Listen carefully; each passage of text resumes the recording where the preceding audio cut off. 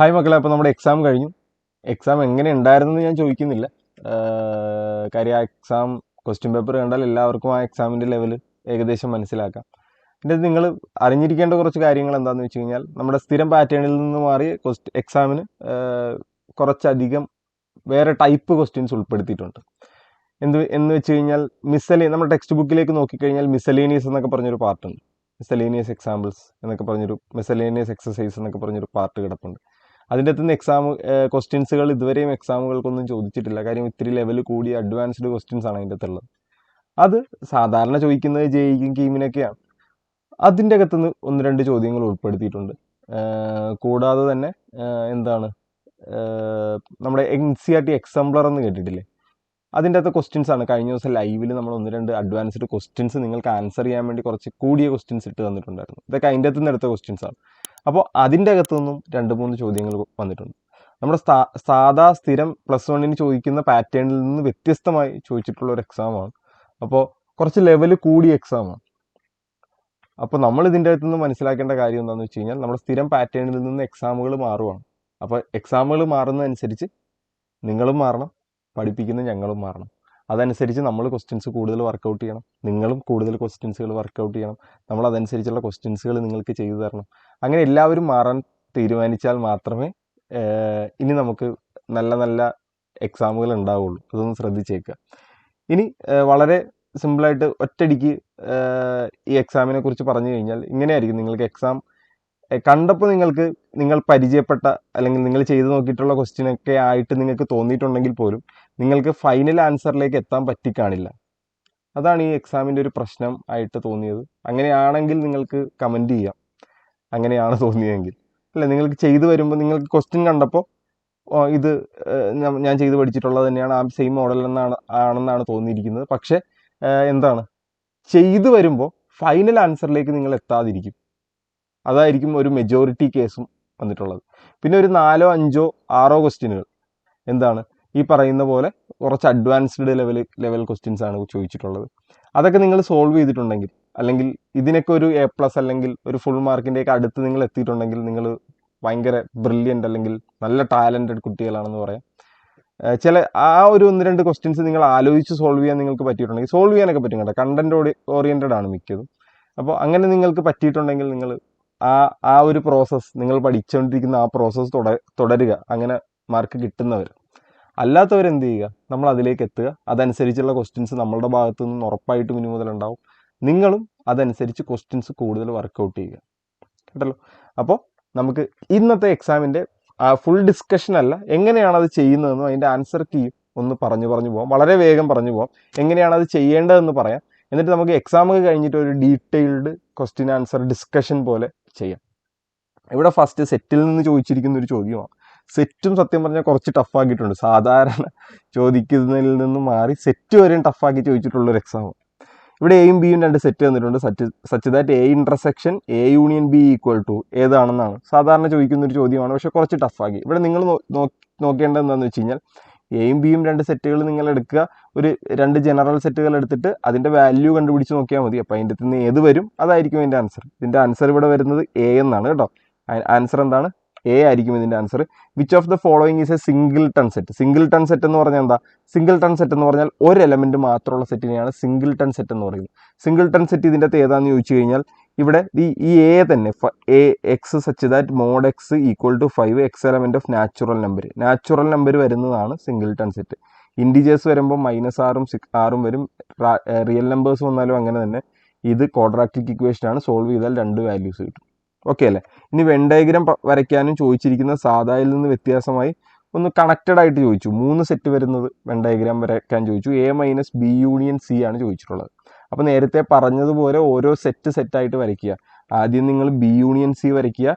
എന്നിട്ട് രണ്ടാമത്തെ പാർട്ടായിട്ട് Aയിൽ നിന്ന് ആ B യൂണിയൻ C എടുത്ത് മാറ്റുക. അപ്പോൾ നിങ്ങൾക്ക് ഏകദേശം ഇതായിരിക്കും നിങ്ങൾക്ക് കിട്ടുന്നത് ഫിഗർ. കേട്ടല്ലോ? ഒരു ബേസിക് സ്ട്രക്ചർ ഞാൻ അവിടെ വരച്ചിട്ടുണ്ട്.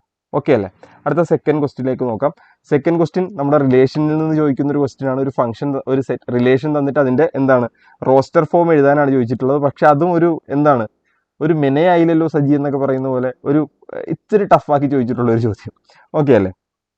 ഒന്നുമില്ല, നിങ്ങൾ വാല്യൂ ഇട്ട് നോക്കിയാൽ നിങ്ങൾക്ക് മനസ്സിലാവുന്ന ക്വസ്റ്റ്യൻ തന്നെയാണ്. Relation R is given by R equal to X Y such that Y equal to X plus 6/x, X comma Y element of N. അത് രണ്ട് നാച്ചുറൽ നമ്പേഴ്സ് ആണ്. ഇതാണ് ശ്രദ്ധിക്കേണ്ട കാര്യം. എക്സ് ലെസ് ദാൻ 6, എക്സ് ആറിൽ കുറവായിരിക്കണം, എക്സും വൈയും നാച്ചുറൽ നമ്പർ ആയിരിക്കണം. അത് മാത്രം ശ്രദ്ധിച്ചാൽ മതി. അപ്പോൾ എക്സിന് നമ്മൾ 1 ഇട്ട് കൊടുത്താൽ 1 + 6/1 7 എന്ന് വരും. എന്താണ് 17 എന്ന് വരും. എക്സിന് 2 ഇട്ട് കൊടുത്താൽ 2 + 6/2 2 പ്ലസ് അപ്പോൾ 3 എന്ന് വരും, 5 വരും, 25 എന്ന് വരും. അടുത്തത് 3 ഇട്ട് കൊടുത്താലും 35 എന്ന് വരും. ഇനി 4 ഇട്ട് കൊടുത്താൽ y നാച്ചുറൽ നമ്പറിൽ കിട്ടൂല. ഓക്കെ അല്ലേ? ഇനി 5 ഇട്ട് കൊടുത്താലും നമുക്ക് നാച്ചുറൽ നമ്പറിൽ കിട്ടൂല. അപ്പോൾ അത് രണ്ടും നോക്കണ്ട. അപ്പോൾ നമ്മുടെ റോസ്റ്റർ ഫോം വരുന്നത് ഇതായിരിക്കും 172535. ഓക്കെ അല്ലേ? ഇനി ഡൊമൈനും റേഞ്ചും എഴുതാൻ പറഞ്ഞിട്ടുണ്ട്. പക്ഷേ അത് എഴുതിയാലേ നമുക്ക് ഡൊമൈൻ റേഞ്ചും എഴുതാൻ പറ്റുള്ളൂ. ഫസ്റ്റ് എലമെന്റുകളുടെ സെറ്റാണ് ഡൊമൈൻ, സെക്കൻഡ് എലമെന്റുകളുടെ സെറ്റാണ് റേഞ്ച്. ഇത് സാധാരണ കീമിനും ജെയ്ക്കും മാത്രമേ ഞാൻ ഈ ക്വസ്റ്റ്യൻസ് ചോദിച്ച് കണ്ടിട്ടുള്ളൂ. ഇതിവിടെ ചോദിച്ചത് എന്താണെന്ന് എനിക്ക് മനസ്സിലായിട്ടില്ല. നമ്മൾ സാധാരണ ഇതുവരെയും കാണാത്ത ഒരു ക്വസ്റ്റ്യൻ സ്റ്റേറ്റിൽ. ഇനി ഞാൻ കാണാത്തതാണോ എന്ന് എനിക്കറിയില്ല, ഞാൻ കണ്ടിട്ടില്ല സ്റ്റേറ്റിൽ. കുറച്ച് ആലോചിക്കേണ്ട ഒരു question. If 2 sets A and B having 44 elements, എയ്ക്കും ബിക്കും 44 കോമൺ എലമെൻറ്റ്സ് ഉണ്ട്. അങ്ങനെയാണെങ്കിൽ A cross B and B cross എക്ക് എന്തുണ്ടാവുമെന്ന് ചോദിച്ചേക്കുന്നത്. ഒന്നുമില്ല, എത്ര കോമൺ എലമെൻറ്റ്സ് ഉണ്ടോ അതിൻ്റെ സ്ക്വയർ എടുക്കുക എന്നുള്ളതാണ് ആ ലോജിക്ക്.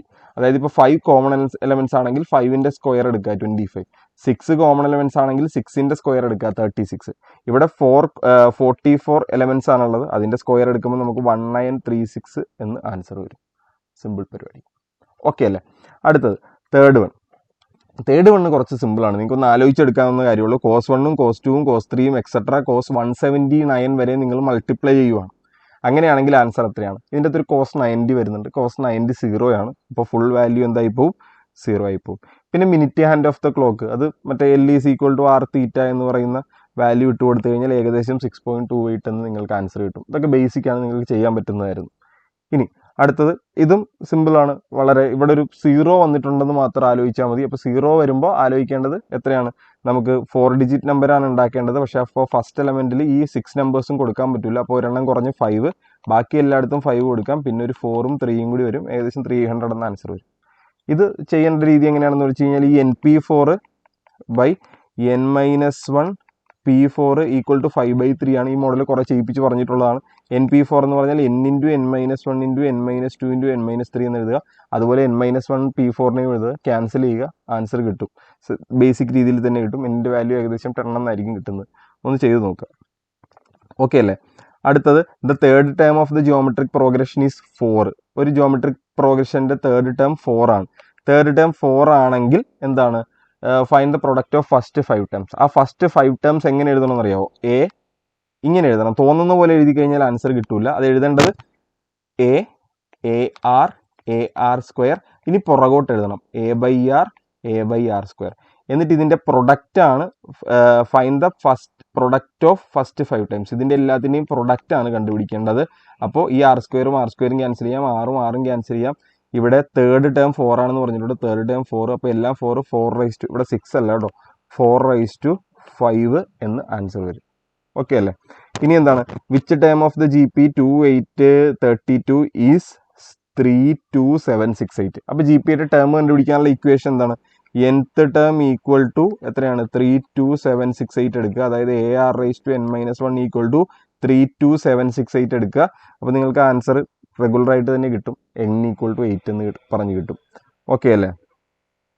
ഇനി ഒന്ന് കറക്കി ചോദിച്ചിട്ടുള്ള വേറൊരു ചോദ്യം. The slope of a straight line which does not intersect x axis എന്ന് പറഞ്ഞാൽ ഇത് നമുക്കറിയാം, ഇത് എക്സ് ആക്സിസും വൈ ആക്സിസും ആണെന്നറിയാം. ഒരു സ്ട്രൈറ്റ് ലൈൻ അത് എക്സ് ആക്സിസിനെ ഇൻറ്റർസെക്റ്റ് ചെയ്യില്ല.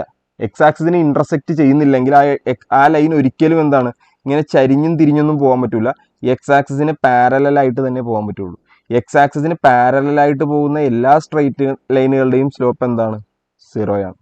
ഇനി ഇവിടെ ഒരു ഇക്വേഷൻ കണ്ടുപിടിക്കാനുള്ള ബേസിക് ചോദ്യം ഒന്ന് ആലോചിച്ചാൽ കിട്ടാവുന്ന കേസുള്ളൂ. എന്താണ്? Find the equation of a line passing through 3,5. ഒരു ലൈൻ ഉണ്ട്, അത് 3,5ലൂടെ പാസ് ചെയ്യുന്നു, -3,5ലൂടെ പാസ് ചെയ്യുന്നു and perpendicular to the line. ഇത് വേറൊരു ലൈനിന് പെർപെൻഡിക്കുലർ ആണ്. ഏതാണ്? 1,0യും -4,1. അപ്പോൾ ഇതിൻ്റെ സ്ലോപ്പ് കണ്ടുപിടിക്കുക. എന്നിട്ട് പെർപെൻഡിക്കുലർ ആയതുകൊണ്ട് അത് തിരിച്ചിട്ട് റെസിപ്രോക്കൽ എടുക്കുക, സൈൻ മാറ്റുക, എന്നിട്ട് കണ്ടുപിടിക്കുമ്പോൾ ആ ലൈൻ്റെ ഇക്വേഷൻ കിട്ടും. അത് നിങ്ങൾക്ക് ചെയ്ത് നോക്കാൻ പറ്റുന്നതാണ്. അടുത്തത് എലിപ്സിൻ്റെ ഏതാണ് എലിപ്സിൻ്റെ നമ്മുടെ കോണിക് സെക്ഷനിൽ നിന്ന് ചോദിച്ചിട്ടുള്ളൊരു ചോദ്യം. കോണിക് സെക്ഷനിൽ നിന്ന് സാധാരണ എന്താണ് ഇവിടെ തന്നിട്ടുള്ള ഈ B and ellipse X square സാധാരണ ചോദിക്കുന്ന ഏതെങ്കിലും എന്താണ് നമ്മളുടെ ഒരു സ്ക്വയറും ഒരു സർക്കിളും ഒരു എലിപ്സും ആയിരുന്നു സാധാരണ ചോദിച്ചുകൊണ്ടിരുന്നത്. അത് മാറി എന്താണ് ഇപ്പോൾ കുറച്ചു വേർഡ് പ്രോബ്ലംസ് ടഫാക്കി തുടങ്ങി 1 മാർക്കിൻ്റെ. പക്ഷെ വലിയ കുഴപ്പമില്ല, നിങ്ങളൊന്ന് ആലോചിച്ചെടുത്താൽ നിങ്ങൾക്ക് ആൻസർ കിട്ടുന്നതാണ്. ഈ ബി ആൻഡ് എലിപ്സ് ഈ ഒരു എലിപ്സ് ആണ് x square plus y square by 4 = 1 and C be a circle, C ഒരു സർക്കിളാണ് x square plus y square = 1 and P 1 2 and Q 2 1 are 2 points, then which of the following is correct. ഇത് ഓരോന്നും വായിച്ചു നോക്കുക, എന്നിട്ട് ഇതിൽ apply ചെയ്ത് നോക്കിയാൽ നിങ്ങൾക്ക് ആൻസർ കിട്ടും. ഇതിൻ്റെ ഏറ്റവും കറക്റ്റായിട്ട് വരുന്ന ഇതാണ് P lies inside C but outside E എന്ന് വരും. അവിടെ ശ്രദ്ധിക്കാനുള്ള കാര്യം ഏറ്റവും ലാസ്റ്റത്തെ ഓപ്ഷനാണ് ശരി. അപ്പോൾ നിങ്ങളിതെല്ലാം ഓക്കെ ആണോ എന്ന് ചെക്ക് ചെയ്ത് താഴത്തേക്ക് പോകണം. ആ ഒരു പ്രശ്നം മാത്രമേ ഉള്ളൂ. ഓക്കെ അല്ലേ? ഇനി അടുത്തൊന്നുമില്ല. ഇവിടെ തന്നിട്ടുള്ളത് ഞാൻ നേരത്തെ പറഞ്ഞു സാധാരണ സർക്കിളൊക്കെ ആയിരുന്നു ചോദിച്ചുകൊണ്ടിരുന്നത്. ഇപ്പോൾ പരാബോള തന്നെ ചോദിച്ചു. Find the coordinate of the focus and equation of directrix of the parabola. സിമ്പിളാണ്, അത് തിരിച്ചു തന്നിട്ടുണ്ടെന്ന് മാത്രം. എന്താണ് എക്സ് സ്ക്വയർ പ്ലസ് 9y = 0 ആണ്. ഈ 9y അപ്പുറത്തേക്ക് പോകുമ്പോൾ X square is equal to -9y എന്നാവും. അപ്പോൾ നമ്മുടെ ബേസിക് പരാബോളയുടെ ഇക്വേഷനായി. ആ പരാബോളയുടെ ഇക്വേഷനിൽ നിന്ന് ഫോക്കസും ഡയറക്ട്രിക്സും കണ്ടുപിടിക്കുക. Correct equation. ഇനി ഇത് നമ്മൾ ആ തലേദിവസത്തെ ലൈവുകളിലൊക്കെ ചെയ്ത ബേസിക് ഇക്വേഷൻ. സാധാരണ ലിമിറ്റൊക്കെ ആയിരിക്കും ചിലപ്പോൾ ടഫാക്കുന്നതെന്ന് വിചാരിച്ചു, പക്ഷേ ലിമിറ്റിൽ നിന്ന് വളരെ എളുപ്പത്തിൽ ചോദിച്ചിട്ടുള്ളൊരു ചോദ്യം. Limit X tends to 2 X square X raise to n - 2 raise to n by X - 2 = 18. ഇതിൻ്റെ ഇക്വേഷൻ എന്തായിരുന്നു? n 2 raise to n 2 raise to n - 1 = 80 എന്ന് എടുക്കുക. എന്നിട്ട് സിമ്പിളായിട്ട് നമുക്ക് ചെയ്തു പോകാവുന്നതാണ്. ആൻസർ നമുക്ക് 5 എന്ന് കിട്ടും. ഓക്കെ അല്ലേ? ഇനി ഇതെന്താണ്? ലിമിറ്റ് കണ്ടുപിടിക്കാനുള്ള ചോദ്യമാണ്. ലിമിറ്റ് എക്സ്റ്റെൻസ് ടു 0, 0യിൽ ബ്രേക്ക് വന്നിട്ടുള്ളതാണ്. അപ്പോൾ അവിടെ ലെഫ്റ്റ് ഹാൻഡ് ലിമിറ്റും റൈറ്റ് ഹാൻഡ് ലിമിറ്റും റൈറ്റ് ഹാൻഡ് ലിമിറ്റും എഫ് ഓഫ് 0യും കണ്ടുപിടിക്കണം. അത് ഇക്വേറ്റ് ചെയ്താൽ മാത്രമേ, അത് ഇക്വേറ്റ് ചെയ്ത് ഈക്വൽ ആണെങ്കിൽ മാത്രമേ ശരിയാവുള്ളൂ. അത് ശരിയാണ്. ആൻസർ 6 എന്ന് കിട്ടും. ലിമിറ്റ് എക്സ്റ്റെൻസ് ടു 1 എന്ന് പറയുമ്പോൾ 0 കഴിഞ്ഞിട്ടുള്ള പോയിന്റ്, അതിൻ്റെ ആൻസർ 6 എന്ന് വരും. ഓക്കെ അല്ലേ? അത് ചെയ്ത് നോക്കിയാൽ മതി, വളരെ സിമ്പിളാണ്. ഇനി ഏതാണ്? ഇത് നോക്ക്, ഇത് കുറച്ച് ചെയ്യാൻ പറ്റുന്നതാണ്, പക്ഷേ സ്ഥിരം ചോദിക്കുന്ന പാറ്റേണിൽ നിന്ന് മാറി ചോദിച്ചിട്ടുള്ളൊരു ചോദ്യം. Find the number of subsets of A which contain exactly 2 elements. നമുക്ക് നമ്പർ ഓഫ് സബ്സെറ്റ് കണ്ടുപിടിക്കാനുള്ള ഇക്വേഷൻ അറിയാം, 2 റൈസ് ടു n ആണെന്ന് അറിയാം. പക്ഷേ ഇവിടെ ചോദിച്ചിട്ടുള്ളത് നമുക്ക് സബ്സെറ്റുകളിൽ 2 എലമെന്റുകൾ വരുന്ന 2 എലമെന്റുകൾ വരുന്ന സെറ്റുകൾ വേണം. അതിൻ്റെ ഒരു പ്രത്യേകത എന്താണെന്ന് വെച്ച് കഴിഞ്ഞാൽ 5 സെറ്റ് ഉള്ളതുകൊണ്ട് നമുക്ക് 5 എലമെന്റുകൾ ഉള്ളതുകൊണ്ട് 2 റൈസ് ടു 5 മൊത്തം 32 സബ്സെറ്റുകളുണ്ട്. ഇത് ഓരോന്നും എഴുതി കണ്ടുപിടിക്കുന്നത് ഇത്തിരി ബുദ്ധിമുട്ടാണ്. അതുകൊണ്ട് നിങ്ങൾ ആ കോമ്പിനേഷൻ വെച്ച് ആലോചിച്ച് നോക്കുക. മൊത്തം 5 എലമെന്റുകളുണ്ട്, 1 2 3 4 5. ഇതിൻ്റെ അകത്തുനിന്ന് 2 എലമെന്റ് വരുന്ന സബ്സെറ്റുകളാണ് വേണ്ടത്. അപ്പോൾ 5c2 എടുത്താൽ മതി, 10 എന്ന് ആൻസർ വരും. അല്ല എങ്കിൽ ഒന്ന് ആലോചിച്ച് കണ്ടുപിടിക്കാവുന്ന കാര്യമുള്ളൂ, പക്ഷെ 10 ആലോചിച്ച് കണ്ടുപിടിക്കണമെന്നുള്ളത്. പിന്നെ നമ്മൾ നേരത്തെ പറഞ്ഞിട്ടുള്ള ഒരു ബേസിക് ചോദ്യം ഒരു വെരിഫിക്കേഷൻ വരും എന്തായാലും എന്ന് പറഞ്ഞു. അത് ഡിമോർഗൻസ് ലോ തന്നെ ചോദിച്ചു. A union B whole complement = A complement intersection B complement. Okay അല്ലേ? അടുത്ത ക്വസ്റ്റ്യൻ. ലെറ്റ് എഫ് ഇത് ബേസിക് ചോദ്യമാണ്, ഒന്ന് ശ്രദ്ധിച്ചാൽ മനസ്സിലാകുന്ന ഒരു ചോദ്യമാണ്. ഇവിടെ നോക്ക്, എഫ് എന്ന് പറഞ്ഞൊരു ഫംഗ്ഷൻ തന്നിട്ടുണ്ട്. And from Z to Z define AX + B = f of x = AX + B for some integer AB determine AB. ഈ 1 1ന്റെ അർത്ഥം എന്താണെന്നറിയോ? 1 1ന്റെ അർത്ഥം എന്താണെന്നറിയോ? എക്സിന് 1 എന്ന് പറയുന്ന വാല്യൂ എടുക്കുമ്പോൾ വൈക്ക് 1 കിട്ടും. അതുപോലെ 2 3യുടെ അർത്ഥം എന്താ? എക്സിന് 2 കൊടുക്കുമ്പോൾ വൈക്ക് 3 കിട്ടും. 0 1 - 1ൻ്റെ എക്സിന് 0 കൊടുക്കുമ്പോൾ വൈക്ക് -1 കിട്ടും.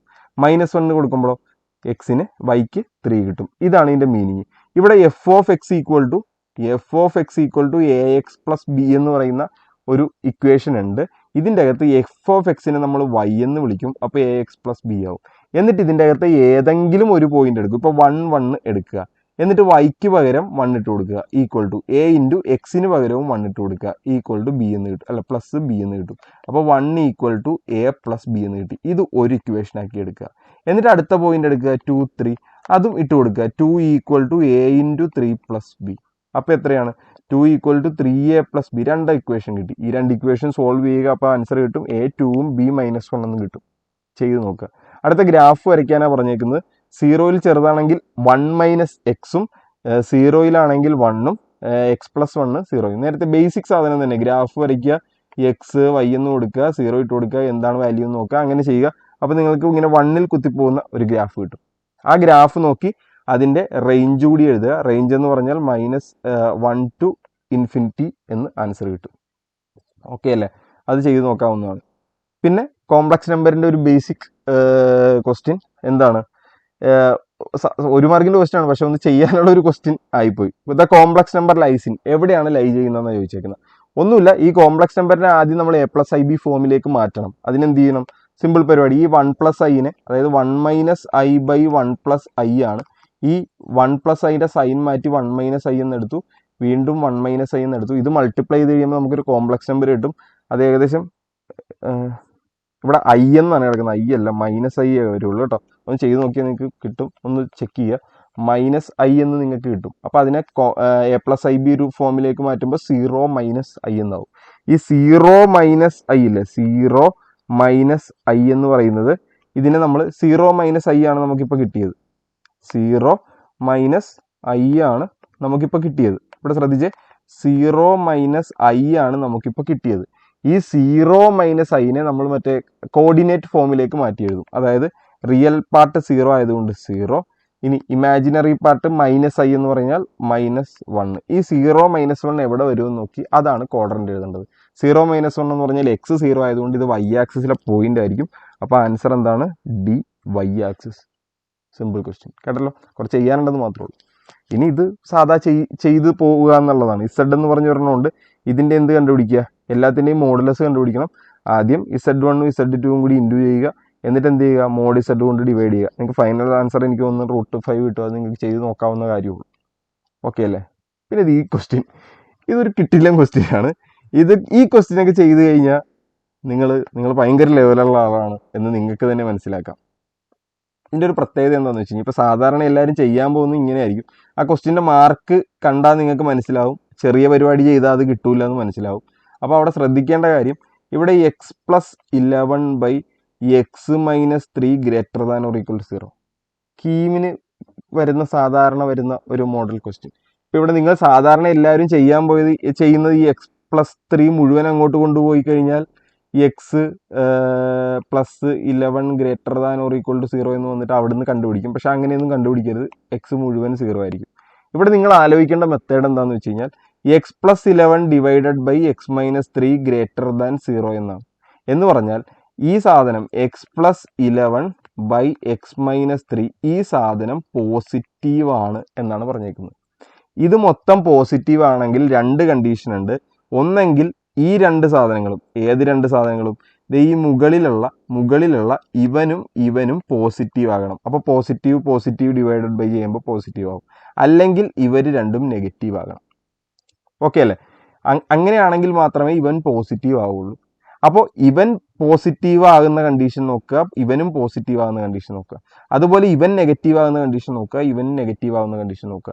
എല്ലാം കൂടി കമ്പൈൻ ചെയ്യുമ്പോൾ എക്സ് ഇങ്ങനെ ഒരു നമ്മുടെ യൂണിയനിൽ എഴുതേണ്ട ഇൻ്റർവെൽ ഫോമിൽ കിട്ടും. കേട്ടല്ലോ? ഇൻ്റർവെൽ ഫോമിൽ നമുക്ക് ആൻസർ കിട്ടും. വളരെ സിമ്പിളായിട്ടുള്ളൊരു കാര്യം. ഓക്കെ അല്ലേ? അപ്പോൾ അടുത്തത് NC0, NC1, NC2 plus etcetera NCN ആണ്. ഇത് നിങ്ങൾക്ക് ചെയ്ത് കഴിയുമ്പോൾ ഇത് നിങ്ങൾക്ക് മനസ്സിലാവും 1+1 n എക്സ്പാൻഷൻ ആണ്. അപ്പോൾ ആൻസർ 2n എന്ന് വരും. ഇനി യൂസിങ് ബൈനോമിയൽ തിയറം എക്സ്പാൻഷൻ, ഇത് സാധാ എക്സ്പാൻഡ് ചെയ്യുക. സാധാ എക്സ്പാൻഡ് ചെയ്ത് കഴിയുമ്പോൾ നിങ്ങൾക്ക് ഇങ്ങനെയാണ് കിട്ടുന്നത്. നിങ്ങൾ എക്സ്പാൻഡ് ചെയ്ത് നോക്കുക, സാധാ എക്സ്പാൻഷൻ. ഇനി അടുത്തതാണ് ഏറ്റവും ഇമ്പോർട്ടൻ്റ് ആയിട്ടുള്ള ക്വസ്റ്റ്യൻ. ഇവിടെ sum of first 3 terms of the GP അതെങ്ങനെ കൊടുക്കണമെന്ന് അറിയാമോ? ഫസ്റ്റ് ഇൻറ്റു അവിടെ സം ഓഫ് ഫസ്റ്റ് 3 ടേംസ് എന്ന് പറയുമ്പോൾ A+, അടുത്തത് AR+, അടുത്തത് AR², അത് = 16 ആണ്. നെക്സ്റ്റ് 3 ടേംസ് എന്ന് പറയുമ്പോൾ AR³ + AR⁴ + AR⁵ = 16 എന്ന് വരും. ഇവിടുന്ന് കോമൺ എടുത്ത് നമ്മൾ കോമൺ എടുക്കാൻ പറ്റുന്ന സാധനങ്ങളൊക്കെ കോമൺ എടുക്കുക. അപ്പോൾ 1+R + R² എന്ന് പറയുന്നത് പുറത്ത് വരും. അത് കട്ട് ചെയ്ത് കഴിയുമ്പോൾ നിങ്ങൾക്ക് എയുടെ വാല്യൂ കിട്ടും. 6 വിട്ട് കൊടുക്കുക. അപ്പോൾ നിങ്ങൾക്ക് ഫൈനൽ ആൻസർ ഇങ്ങനെയായിരിക്കും വരുന്നത്. കേട്ടല്ലോ? അടുത്ത 15th ക്വസ്റ്റ്യൻ. ഇവിടെ ശ്രദ്ധിക്കേണ്ട കാര്യമാണ്, വളരെ ഇമ്പോർട്ടൻ്റ് ആണ്. ഇവിടെ ഒരു ലൈൻ ഉണ്ട്, ആ ലൈൻ 60 ഡിഗ്രി ആയിട്ട് ഉണ്ടാക്കുന്ന വേറൊരു ലൈൻ ഉണ്ടെന്ന് പറയും. അപ്പോൾ ഈ രണ്ട് ലൈനുകൾ തമ്മിലുള്ള ആംഗിളാണ് 60 ഡിഗ്രി എന്ന് പറയുന്നത്. അപ്പോൾ ഒരു ലൈനിൻ്റെ സ്ലോപ്പ് ഇവിടുന്ന് കിട്ടും, അടുത്ത ലൈനിൻ്റെ സ്ലോപ്പ് മറ്റേ ടാൻ തീറ്റ ഈക്വൽ ടു എന്നും പറഞ്ഞ് 60 ഡിഗ്രി എടുത്ത് നമ്മുടെ ആംഗിൾ കണ്ടുപിടിക്കാനുള്ള ഇക്വേഷനില്ലേ അത് വെച്ച് ചെയ്യണം. അത് വെച്ച് ചെയ്യുമ്പോൾ നിങ്ങൾക്ക് ഇക്വേഷൻ കിട്ടുന്നത് ഇതാണ്. ഓക്കെ അല്ലേ? അടുത്ത 16th ക്വസ്റ്റ്യൻ. ഇതൊന്ന് ആലോചിച്ച് ചെയ്യേണ്ട കാര്യമുള്ളൂ. ഇത് simple. Distance between A B C with YZ plane. YZ plane ആകുമ്പോൾ അതിൻ്റെ ഡിസ്റ്റൻസ് എക്സ് ആയിരിക്കും. അപ്പോൾ എ എന്ന് കിട്ടി. ഇനി ഈ പോയിന്റ് ഏത് ഒക്ടൻറ്റിലാണെന്നാണ് ചോദിച്ചിരിക്കുന്നത്. അത് നോക്കി നിങ്ങൾ നേരത്തെ പറഞ്ഞൊരു മെത്തേഡ് വെച്ച് ചെയ്യേണ്ട കാര്യമുള്ളൂ.